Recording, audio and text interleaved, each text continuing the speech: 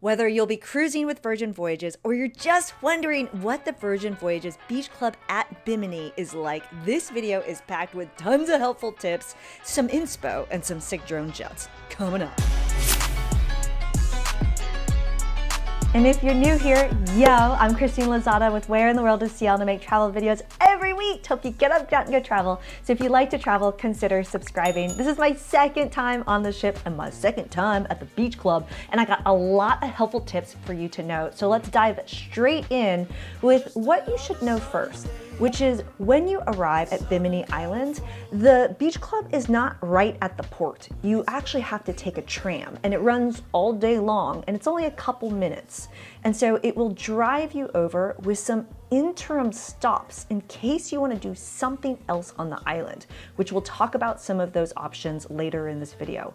And by the way, make sure you check the chapters and the show notes, because I have all the helpful info laid out for you so you can jump around like a buffet and take what you need. Virgin Voyages does not have buffets, by the way. It's not that kind of cruise, but that's not what we're talking about. So if you were to walk, maybe it would take like 30 minutes, but who needs to walk?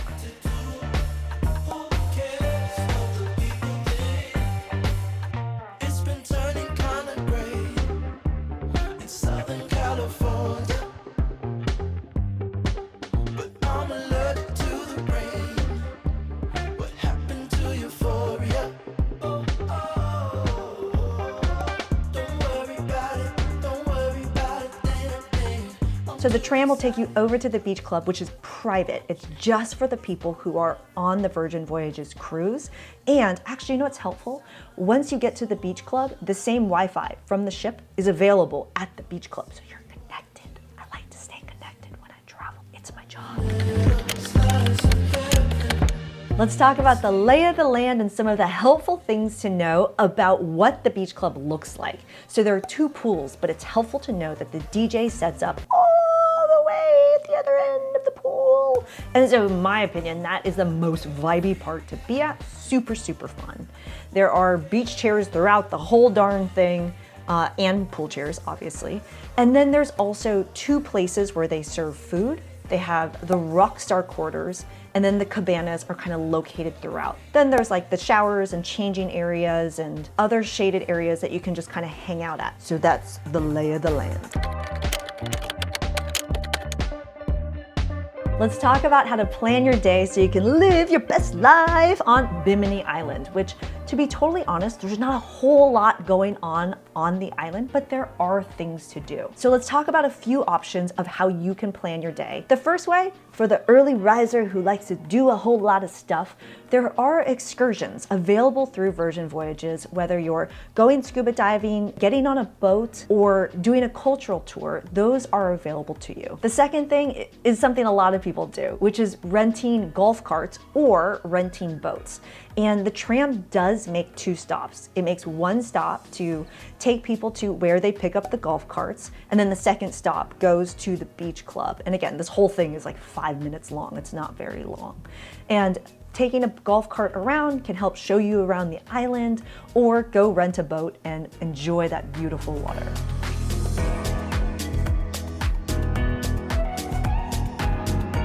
Or the last way is just to sleep in like I did and then go to the beach club. I highly recommend doing brunch on the boat. This is something a lot of people miss. Make sure you check out my other video about things to know about the boat, link in the description below.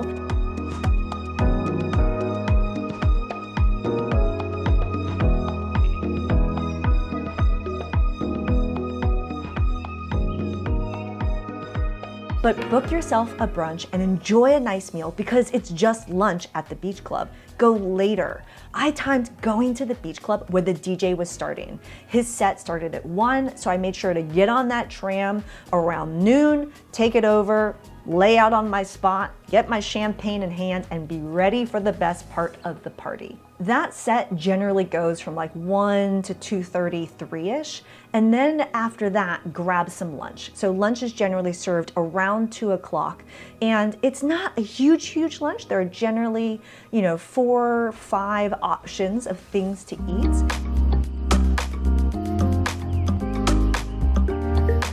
You have the chicken and coconut curry and the jicama salad.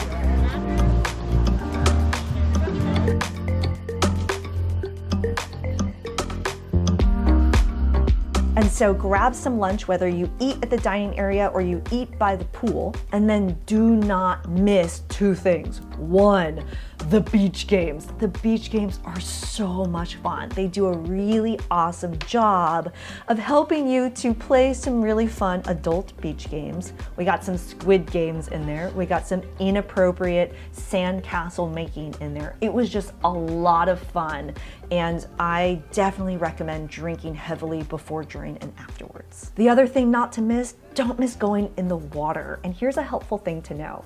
A lot of people think that there are a lot of sharks in well, there are a lot of sharks in the Bahamas, but I didn't see a single shark in the water. And I'm not talking about from being in the water.